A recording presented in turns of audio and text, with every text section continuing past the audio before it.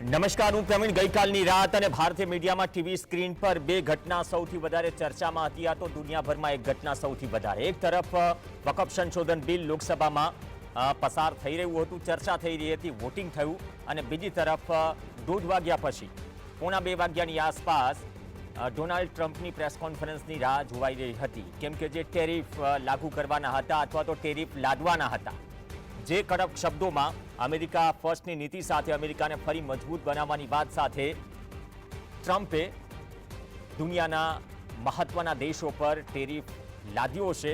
એમાં ભારત પણ બાકાત નથી. વડાપ્રધાન મોદી અમેરિકાની મુલાકાત કરી ચૂક્યા છે, પણ ટ્રમ્પે જે કહ્યું કે ચીન હોય કે ભારત હોય, જેમ કે ચીનની નીતિઓના કારણે છેલ્લા 18 વર્ષમાં લાખો નોકરીઓ ખતમ થઈ, અને ભારત આ રીતે કેમ આટલો વધારે ટેરિફ વસૂલ કરી શકે. કહ્યું કે વડાપ્રધાન મોદી અમેરિકાની મુલાકાતે હતા, વડાપ્રધાન મારા સારા મિત્ર છે, પણ સાથે એમ પણ કહ્યું કે તમે અમારી સાથે ઠીક વ્યવહાર નથી કરી રહ્યા. 26% ટેરિફ. હવે સવાલ એ થાય, છેલ્લા લાંબા સમયથી શેર માર્કેટના જે હાલ છે અથવા તો નિકાસમાં છેલ્લા 4 મહિનામાં આપણી જે સ્થિતિ છે, રૂપિયાની જે સ્થિતિ છે ડોલર સામે, ડોલર વેચવા કાઢવા પડે, આ તમામ પરિસ્થિતિઓમાં સામાન્ય માણસથી લઈને એ તમામ જે ભારતમાં વસે છે તેમને એ અહેસાસ થવો જોઈએ કે આવનાર સમયમાં મારા પર કેટલું ભારણ વધશે અથવા તો મારે કેટલી વધારે જટિલ અને પડકારો માટે તૈયાર રહેવું પડશે. તો આ ટેરિફ જે લાદ્યા છે અમેરિકાએ, ખાસ કરીને ભારતમાં તેની શું અસર થશે, કયા કયા સેક્ટરમાં અસર થશે. આમ પણ નિકાસ જો ઘટતી હોય તો એ અનુભવી રહ્યા છે આપણે. આર્થિક રીતે આપણે જે નબળા પડી રહ્યા છીએ અથવા તો મજબૂત થવાની વાત છે, જે પણ ટ્રિલિયનમાં ઇકોનોમી પહોંચાડવાની વાત છે, પરંતુ ખરીદ શક્તિ ક્યાં હશે? આ પરિસ્થિતિઓમાં જો 26% ટેરિફ, તો પછી કૃષિથી માંડી, ફાર્માથી માંડી, ડેરી ઉત્પાદનોથી માંડી, આ બધી જ વસ્તુઓ છે. એક છેલ્લા આંકડાથી અને આંકડા બાદ આપણે ડિબેટની શરૂઆત કરીએ. છેલ્લા 4 મહિના, નવેમ્બર 2024, ફેબ્રુઆરી 2025, જે નિકાસ મૂલ્યની દ્રષ્ટિએ ઘટાડો જોવા મળ્યો, અને સરકારના આંકડા છે, જાન્યુઆરીમાં ઉત્પાદન નિકાસ $36.43 અબજ રહી, જ્યારે એક વર્ષ પહેલા એ નિકાસ હતી $37.32 અબજ. તો નિકાસ ઘટશે. મને તમને આ દેશના નાગરિકને અથવા તો આપણે દેશ તરીકે શું ફરક પડશે, અને આ ટેરિફથી કયા કયા સેક્ટર પર અસર થશે? નોકરીઓની ચિંતા તો છે જ. આજકાલ ગાંધીનગરમાં હજુ પણ કાયમી નોકરી સાથેના આંદોલન થઈ રહ્યા છે અને ગુલાબ પણ અપાઈ રહ્યા છે. તો આ ટ્રમ્પની જે ટેરિફ મિસાઇલ છે, એ ટેરિફ મિસાઇલ ક્યાં ક્યાં અને કેવી કેવી અસર કરશે તે મુદ્દે વિગતવાર ચર્ચા કરવા માટે આપણી સાથે ડૉક્ટર જયનારાયણભાઈ વ્યાસ જોડાશે. વ્યાસ સાહેબ, આપનું સ્વાગત છે. વ્યાસ સાહેબ, ગઈકાલે અડધી રાત્રે જે આખા વિશ્વની નજર હતી કે ડોનાલ્ડ ટ્રમ્પ ટેરિફ મુદ્દે શું જાહેરાત કરે છે, અને કહે છે કે 52% ટેરિફનો આંકડો દર્શાવે છે બ્રેકેટમાં, કે અમે તો એનાથી અડધો જ લાદી રહ્યા છીએ. અને જે કૃષિ ઉત્પાદનોમાં જે અમેરિકામાંથી અમુક વસ્તુઓ અથવા તો અમુક જે પણ વસ્તુઓ કૃષિમાં આવી રહી છે, તેની સામે આપણે 37%ની આસપાસ એવરેજ વસૂલી રહ્યા છે, અમેરિકામાં ઓછી છે. હવે જે ગઈકાલે ટેરિફ પ્લાન લાગુ કર્યા, હું પ્લાન કહીશ કેમ કે આજકાલ તો સેલ્યુલરના પ્લાનમાં પણ વધારો થઈ રહ્યો છે રાતોરાત. તો ટેરિફ મિસાઇલ ભારતને કયા કયા સેક્ટરમાં અસર કરશે?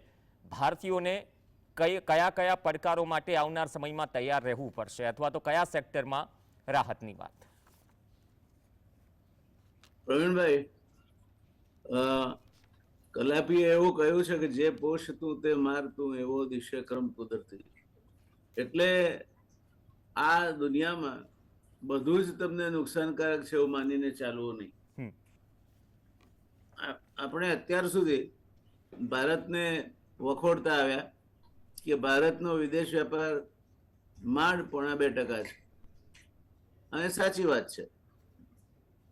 ભારત એ ઇનવર્ડ લુકિંગ ઇકોનોમી છે. આપણે મોટાભાગે મેન્યુફેક્ચર કરીએ છીએ તે દેશ માટે કરીએ છીએ, અને એટલે આપણું અમેરિકા સાથેનો વેપાર પણ આંકડા આપ્યા પણ લગભગ $30 બિલિયન પોઝિટિવ છે એ, અને ચીન સાથે લગભગ $55 બિલિયન નેગેટિવ છે.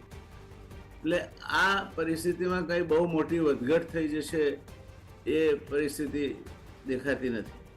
બીજું, ટ્રમ્પનું આ ગણિત છે, એ 4 વર્ષનો છોકરો 1 રોટલી ખાય તો 25 વર્ષનો છોકરો 6 ખાય અને 100 વર્ષનો બુઢો હોય તો એ 25 ખાય. આ ગણતરી પર આધારિત છે, જે મારા મત પ્રમાણે મૂર્ખામીની પરાકાષ્ઠા જેવી છે. ભારતે ટેરિફના મામલે જરા પણ ડરવાની જરૂર નથી. થાળે પડી જશે થોડોક સમય. આપણા ત્યાં ખરેખર શોક લાગે એના કરતા સાયકોલોજીકલ શોક વધારે લાગે છે, કારણ કે શેર બજાર એકદમ ધડામ દઈને ઉછળે, ધડામ દઈને પડે ને આપણે માનીએ કે આ બધું પડવા બેઠો છે, પણ વાસ્તવિકતામાં એવું નથી. અમેરિકાની આપણા ઉપરની જકાત, આપણે અમેરિકાથી વસ્તુઓ લાવીએ તો સરેરાશ જકાત ઇન્ડિયાની અમેરિકન પ્રોડક્ટ ઉપર 10.6% લાગતી. એ 10.6% ના 26% થાય એમ માની લો, 16% થાય. 16% બાકીની બધું જ આપણે આયાત કરી લઈશું તો એ તમારે બાકી રહેતી જે વેપાર ખાત છે તેના પર થાય તો 35 ના બદલે આપણે $40 બિલિયન ગણીએ તો $6 બિલિયન ની વાત છે.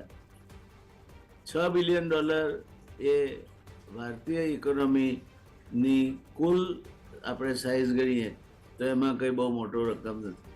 એટલે ભારતની આયાત નિકાસ છે જ નહીં એવડી મોટી કે ભારતે આ બધાની માફક પેલો હો કરીને રોવું પડે. હા, નુકસાન થશે, પણ એ નુકસાન એવું નહીં હોય કે જે ચીનને થશે. ચીનનો 19.5% વેપાર છે દુનિયાના વેપારમાં ભાગ છે, એને સૌથી વધારે નુકસાન થશે. એટલે આપણે પેલો બાવો કૂદ્યો ચીલકીએ કૂદી એમ આપણા વેપારીઓને દરેક વખતે ક્યાંક ને ક્યાંક તક મળે એટલે એ માર્કેટને ડિસ્કાઉન્ટ કરી લેતા હોય, કાં તો કરેક્શન લાવી દેતા હોય. સરવાળે આ બધો ખેલ માર્કેટનો છે. અને શેર બજારના 2 સિદ્ધાંત છે. Stock market is A barometer of any economy, આ પહેલો સિદ્ધાંત. એનાથી બીજો અગત્યનો સિદ્ધાંત એ છે કે stock market reacts or falls on hope or despair. આશા દેખાય તો એકદમ કૂદકો મારે, અને ક્યાંક વિશ્વ થવાનું છે હવા પણ આમ આવે તો ધબધબે નીચે પડે. એટલે આજની તારીખમાં આવડી મોટી રાડારાડ ટેરિફની કરવાની ભારતે જરૂર નથી એવું હું સ્પષ્ટ રીતે માનું છું. થોડા વખતમાં ઘીના ઠામમાં ઘી પડી રહેશે. ઓકે સાહેબ, અત્યારની જે પરિસ્થિતિ છે, કેમ કે આપણે પ્રોસેસિંગ યુનિટની ને બધી વાત કરીએ છીએ કે આપણે થોડી નિકાસ વધારવાની છે, અથવા તો એવા ઉત્પાદનો છે કે જેની લાઈફ સાયકલ બહુ મોટી નથી.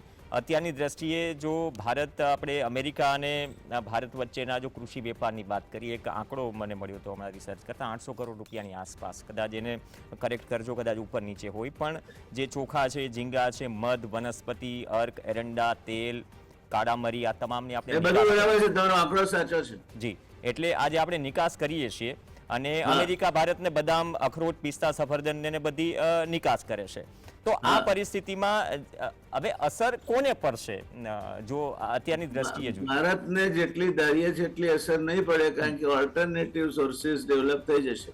દાખલા કે બદામ કેલિફોર્નિયાની આવે છે, વેચાય છે બજારમાં, જે પ્રમાણમાં ભાવની દ્રષ્ટિએ મધ્યમ ભાવ છે.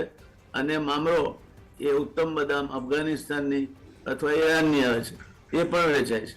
થાઈલેન્ડના ચોખા જરૂર પડે તો લાવી શકાય ને જરૂર પડે તો ફિલિપાઇન્સના પણ લાવી શકાય. એટલે એક કરતા વધારે સોર્સિસ આ બધી વસ્તુઓ માટે વિશ્વ બજારમાં ઉપલબ્ધ છે. એટલે અમેરિકાએ જે કંઈ કર્યું છે એમાં ખાલી આપણે બ્રિક્સ દેશોની વાત કરીએ પ્રવીણભાઈ, તો બ્રિક્સ દેશોનું સંગઠન અત્યારે 52% પોપ્યુલેશન અને 1/3 જીડીપી ધરાવે છે. તો અંદર આપોઆપ એકબીજાના વૈકલ્પિક સોર્સિસ ડેવલપ થવાના જ છે. સરવાળે આ જે કંઈ ટ્રમ્પે કર્યું છે એ અમેરિકાને નુકસાન પુરવાર થવાનું છે, કારણ કે અમેરિકામાં જે આયાત કરશે એ આયાતના ભાવ વધશે અને પરિણામે મોંઘવારી વધશે. અત્યારે ત્યાં બેરોજગારી already there is a contraction in the economy of 3%. ત્યાં અર્થવ્યવસ્થા 3% સંકોચાઈ છે અત્યારે. એટલે સરવાળે નુકસાન અમેરિકાને વધારે થશે, બીજાને ઓછું થશે, અને ભારતને તો સૌથી ઓછું થશે. તો ડોનાલ્ડ ટ્રમ્પ સર કેમ કહી રહ્યા છે કે વડાપ્રધાન મોદી મારા સારા મિત્ર છે? આમ તો આપણા દેશના વડાપ્રધાન અને ડોનાલ્ડ ટ્રમ્પ બંને ઘણી વખત આ મુદ્દે વાત કરી ચૂક્યા છે, પરંતુ અમારી સાથે ઠીક વ્યવહાર નથી થઈ રહ્યો. નહીં, ડોનાલ્ડ ટ્રમ્પના જીભ નીચે બોલ બેરિંગ છે. એટલે ડોનાલ્ડ ટ્રમ્પ જે કહે એને તમારે શાબ્દિક કિંમત પર લેવું ના જોઈએ. આજે અહીં કંઈ કહેશે, કાલે સવારે ઉઠીને પેલો હેંગઓવર ઉતરી જાય એટલે બીજું કંઈ કહેશે. તમે જોયું છે ડોનાલ્ડ ટ્રમ્પ મોટાભાગની જાહેરાતો એ મધરાતે કરે છે. જ્યારે બરાબર સાહેબ મજામાં હોય એ વખતે એ ટ્વીટ કરતા હોય છે. એટલે પછી પાછું બીજા દિવસે સવારે એમને અડધું ખબર પડે કે આ કાચું કપાણું છે એટલે વળી પાછું એને સુધારો કરવામાં લાગી જાય. જેમ કેનેડા સાથે અને મેક્સિકો સાથેના સંબંધોમાં એમનાથી ભયંકર કાચું કપાયું છે.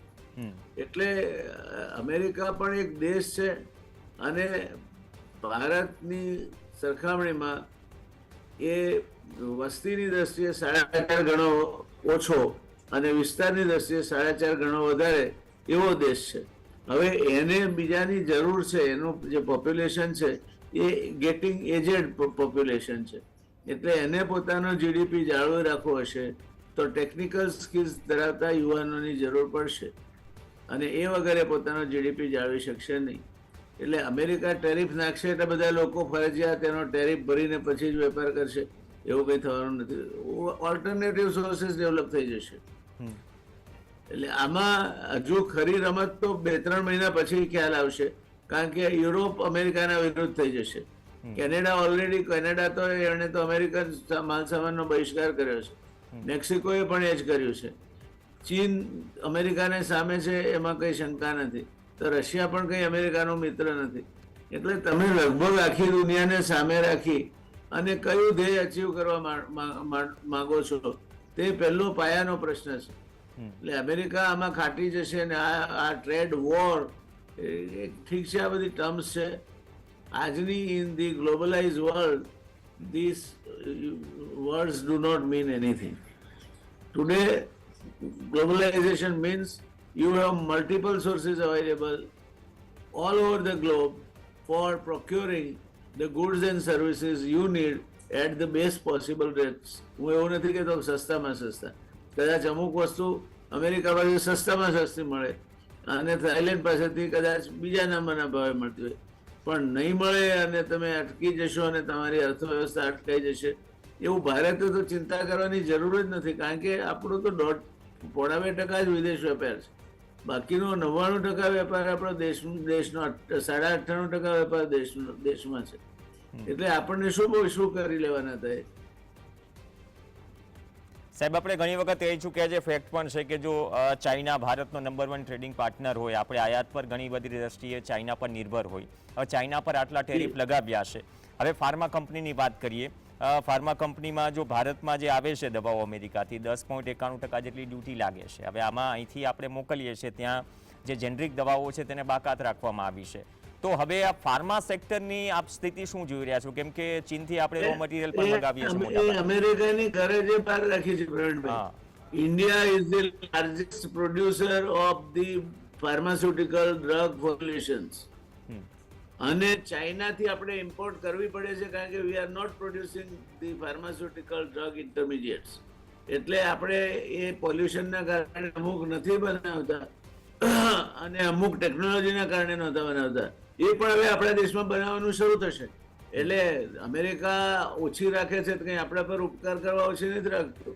એમને આટલો સસ્તો માલ બજારમાંથી મળતો નથી. જે દિવસે અમેરિકા આપણી સાથેના વ્યવહારો બંધ કરશે એના ત્યાં પેરાસિટામોલ જેવી દવાની ગોળી $5 મળતી થઈ જશે. એટલે અમેરિકા એની ગરજે કરે છે, કોઈના ગરજે કશું કરતું નથી. આ બધી જ પરિસ્થિતિઓમાં સાહેબ અત્યારે જે સૌથી મોટી સમસ્યા છે, આપણે એઆઈના જમાનામાં છીએ અને જે કંઈ પણ આજે એઆઈ વિશે પ્રસ્તુત કરાય છે અથવા તો 5 કે 10 વર્ષ પછીનું ચિત્ર પ્રસ્તુત કરાય છે, એ છે કોઈ પણ સરકાર માટે અને ભારત જેટલા આટલા મોટા પોપ્યુલેશનવાળા દેશ માટે સૌથી મોટો પડકાર કોઈ પણ સરકાર માટે રોજગારી.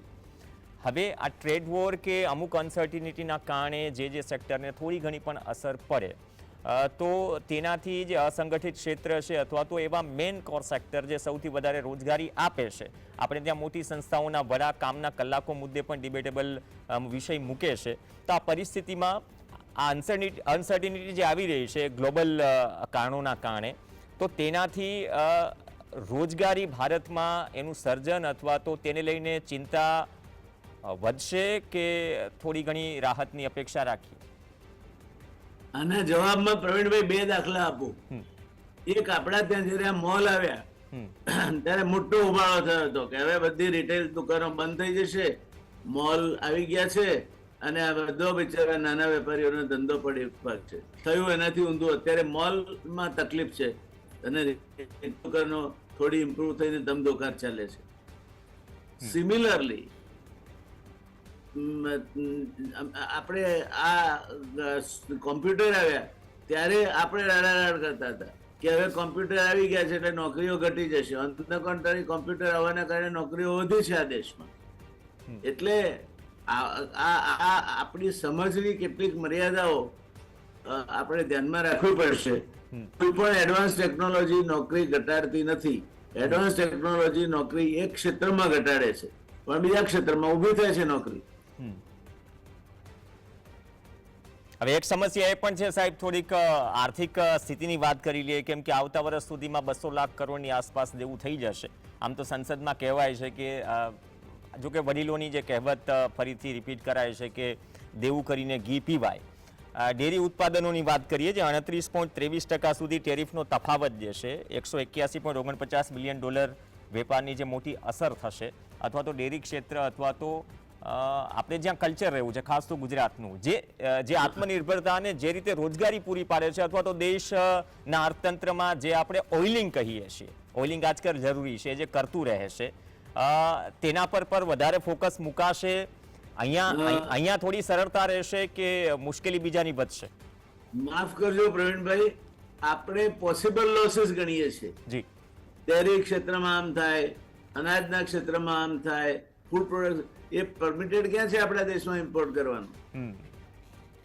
એટલે એ ક્ષેત્રમાં જે લોસીસ આપણે ગણીએ છીએ હાઇપોથેટિકલ લોસીસ છે. જો ભારત પરમિશન આપે કે તમે આયાત કરી શકો અમુક ડેરી પ્રોડક્ટ્સ કે જે આપણા સાથે કોમ્પિટિંગ હોય, દાખલા સોયાબીન આયાત કરવાની પરમિશન આપે તો ઉલટો ફાયદો થશે, નુકસાન નહીં થાય. આપણે 80,000 કરોડ રૂપિયાનું ખાદ્ય તેલ આયાત કરીએ છીએ, તો તેલીબિયા છે એ આયાત કરવાની, પામોલીન કાચું આયાત કરવાની આવી પરમિશન ભારત સરકાર આપે તો એનાથી ફાયદો થશે. એગ્રો પ્રોડક્ટ્સ જ કહેવાય પણ ફાયદો થશે. એટલે આપણે શેને પરમિશન આપીએ છીએ તે આપણા પર નિર્ભર છે. અને હું નથી માનતો કે કોઈ દેશ પોતાને નુકસાન હોય એવી પ્રોડક્ટને, ખાસ કરીને પોતાના ત્યાં, આજે આપણા ત્યાં પ્રવીણભાઈ કૃષિ બજાર એટલે દેશમાં અડધો-અડધ નોકરીઓ પૂરી પાડતું બજાર છે, ડાયરેક્ટ ઇનડાયરેક્ટ, અને અડધો-અડધ બજાર પૂરી પાડતું બજાર છે. આજે ગામડામાં 55% મોટરસાયકલ આ દેશમાં જે પેદા થાય છે ગામડામાં વેચાય છે, 52% કપડું ગામડામાં વેચાય છે, આઈસ્ક્રીમથી માંડીને કોલ્ડ ડ્રિંક સુધી 50% કરતા વધારે ઉત્પાદનો ગામડામાં વેચાય છે. એટલે ગામડું માત્ર ખેતીનું ઉત્પાદક જ નથી, ગામડું એ આપણું બહુ મોટું બજાર છે. અને એને તોડી નાખવાનો આપણે ધંધો કરીએ તો પછી હાથના કર્યા હૈયે ભોગવવા પડે. પણ હું નથી માનતો સરકાર એટલી બધી હદ સુધી જશે અને આ પ્રકારનો નિર્ણય કરશે કે જેનાથી આપણને પગ પર કોળો વાગે. એટલે આ હાઇપોથેટિકલ જે આપણા નિષ્ણાતોની તકલીફ શું છે કે બધું સામે ક્ષિતિજ ઉપર વંટોળીઓ દેખાતો હોય ત્યાંથી છાપરા ઉડી જશે, ત્યાંથી માંડીને મલ્ટી સ્ટોરી પડી જશે, એના નુકસાન ગણવા માંડે. એવી જરૂર નથી, સાવચેત રહેવાની જરૂર છે. પણ એક્સપોર્ટના કારણે તમે છો નહીં, અને એક્સપોર્ટ એટલા માટે તમને ડગાવી શકશે નહીં.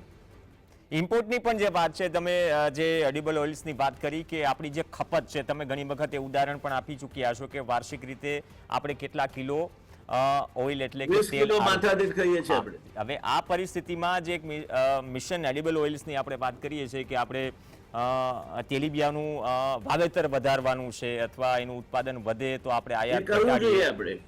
પણ આપણા એડિબલ ઓઇલ નો સોર્સ છે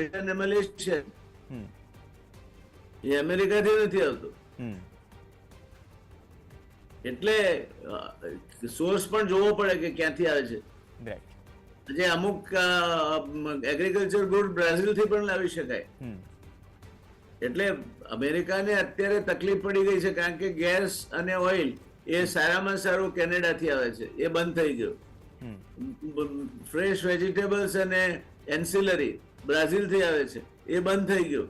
એટલે અમેરિકાને એ એમ માનશે કે બીજા બધાનું નાક દબાવ્યું છે એટલે મોઢું ખુલશે, તો એ 40% એની ઇકોનોમી ઇમ્પોર્ટ ડિપેન્ડન્ટ છે, તો એને ચિંતા કરવાની કે આપણી 1.5% ઇમ્પોર્ટ ડિપેન્ડન્ટ છે એને કરવાની ચિંતા ના હોય. આપણામાં કેનેડા જેવું ખમીર હોય તો આપણે તો બંધી કરી દેવી જોઈએ કે અમારે તેલ ખાવું જ નથી 1 વર્ષ. ચાલો આવજો. એટલે આ બધા પ્રશ્નો એવા છે કે જે દેશ તરીકે આપણે એનો સામનો કરી શકીએ એમ છે, અને તૈયાર પણ રહેવું જોઈએ. કદાચ તૈયાર રહેવું જોઈએ ને. આપણે જો કેનેડામાં કોઈ સરકારે હુકમ નથી બહાર પાડ્યો, કેનેડિયન નાગરિકોએ પોતે જ નક્કી કર્યું કે અમારે અમેરિકન પ્રોડક્ટ્સ નહીં જોઈએ. કેનેડાના સધર્ન બોર્ડરની પેલી બાજુ અમેરિકામાં એમના નજદીકના એમણે જ વેકેશનમાં ત્યાં જવાની ટિકિટો ફાડી નાખી કે અમારે અમેરિકામાં જવું નથી. એટલે જે ખુમારી છે એ તમારી પોતાની હોવી જોઈએ. $1 અબજ દારૂ, બિયર ને આ પીણાઓ કેનેડાએ rejected of that of United States. ત્યાં એક્સપ્રેસો કોફી એ અમેરિકાના ઓરિજિન વાળી અમેરિકાના એ નામે વેચાતી હતી, એ બંધ કરી દીધી. હવે કેનેડિયાના નામે વેચાય છે કે તે ત્યાંની સ્થાનિક છે. એટલે તમે જો એમ કરો તો ભારતે શું લૂંટાઈ જવાનો છે? તમારી આયાત એટલી બધી નથી, અરે નિકાસ એટલી બધી નથી કે જેને અમેરિકા તોડી પાડે. અને આયાતમાં એક જ વસ્તુ એવી છે કે જેમાં તમારે કમ્પલસરી ડિપેન્ડન્ટ રહેવું પડે, અને એ energy, oil, crude oil, coal અને ગેસ. આ સિવાય એક પણ આયાત એવી નથી ભારતની કે એમાં. અને એ તો રસ્તો ખુલશે. તમે એમ માનો છો કે રશિયાના બધાને નાક દબાવીને, ઈરાન, રશિયા, વેનેઝુએલા આ બધાના નાક દબાવીને ગલ્ફ કન્ટ્રીઝના અમેરિકા બેસશે એટલે એ લોકો વેચતા બંધ થઈ જશે? I don't think it is going to happen so. ટૂંકમાં મિસાઇલ બહુ લાંબી નહીં ચાલે. ના, ઇન્ડિયાને કઈ બહુ એટલી બધી ચિંતા કરવાની જરૂર નથી. Okay, final comment. આપણે રશિયા સાથે જે પ્રકારના સંબંધો ધરાવીએ છીએ, અથવા તો રશિયા, ભારત, ચીન વચ્ચે ના સંબંધોમાં જે હસ્તક્ષેપ નહીં, પરંતુ જે કંઈ પણ અત્યાર સુધીમાં બંને દેશોના વડા વચ્ચે અથવા તો પ્રતિનિધિ સ્તર પર જે વાતચીત થઈ છે, કેમ કે આ બધું જ કેન્દ્રમાં વેપાર છે, અને વેપાર સાથે સાથે ફોરેન ડિપ્લોમેસી જે કંઈ પણ છેલ્લા 6 મહિનામાં થયું, તો તેમાં કદાચ લાંબા ગાળાનું આપણે વિચારી રહ્યા છીએ કે આવનાર જે પડકારો છે તેને ધ્યાનમાં રાખીને આપણે કદાચ ફૂંકીને જ ચાલીએ જ બેટર. આપણે વિચારવું પડશે. દુનિયામાં રીએડજસ્ટમેન્ટ અને રીપોલરાઇઝેશન થઈ રહ્યું છે. અત્યારે અમેરિકા એક બાજુ છે, બીજી બાજુ તમારે ચીન, રશિયા, તર્કી, અમેરિકા, ઈરાન, આ એક્સિસ છે. હવે કેટલાક રાષ્ટ્રો છે જે હજુ સુધી લગભગ તટસ્થ છે. દાખલા તરીકે આમ અમેરિકા સાથે કહેવાય પણ બહુ લાગતું ઓળખતું નથી ઓસ્ટ્રેલિયાને. ન્યુઝીલેન્ડ નાનું રાષ્ટ્ર છે, પણ યુરોપ આખું અમેરિકાની વિરુદ્ધ થઈ રહ્યું છે. એટલે America is going to be a sufferer, it's not going to be a gainer. Okay, let's see ટેરિફની મિસાઇલ કેટલી લાંબી ચાલે છે. પણ ધન્યવાદ વ્યાસ સાહેબ, કેમ કે ઘણા બધા દર્શકો ગઈ રાત્રિ જે પરિસ્થિતિઓમાં હતા કે નહીં હવે અનસર્ટિનિટી છે, તો આપણને શું ફરક પડશે અથવા તો કયા કયા સેક્ટરમાં ફરક પડશે. હા, આયાત નિકાસની વાત છે. નિકાસ આપણી એટલી નથી અથવા તો વધારવાના પ્રયાસો છે. બાકી છેલ્લા 4 મહિનામાં આપણી નિકાસ એટલી બધી ન હોત, અને આયાત જ્યારે વધી રહી હોય, અમુક વસ્તુઓ આપણી પાસે નથી, તો આપણે નિર્ભર રહેવું પડે છે. તો આ પરિસ્થિતિમાં જોઈએ આવનાર સમયમાં ન માત્ર શેર બજાર પણ આવનાર સમયમાં જે કોર સેક્ટર છે, જે રોજગારી આપે છે, અથવા તો આપણે જે વસ્તુઓની નિકાસ બહાર કરીએ છીએ એ સેક્ટરમાં કયો ફરક પડે છે, તેની સાથે જોડાયેલા રોજગારીના સ્ત્રોત છે તેના પર શું ફરક પડે છે, અને આવનાર સમયમાં ભારત અમેરિકાના વેપાર સંબંધોને લઈને કોઈ સોફ્ટ રસ્તો અથવા તો કોર્નર અથવા તો સ્ટેટમેન્ટ શું આવે છે કે નહીં, કેમ કે અમેરિકન રાષ્ટ્રપતિ તો આપી ચૂક્યા છે. રાહ હવે આપણા તરફથી છે. નમસ્કાર.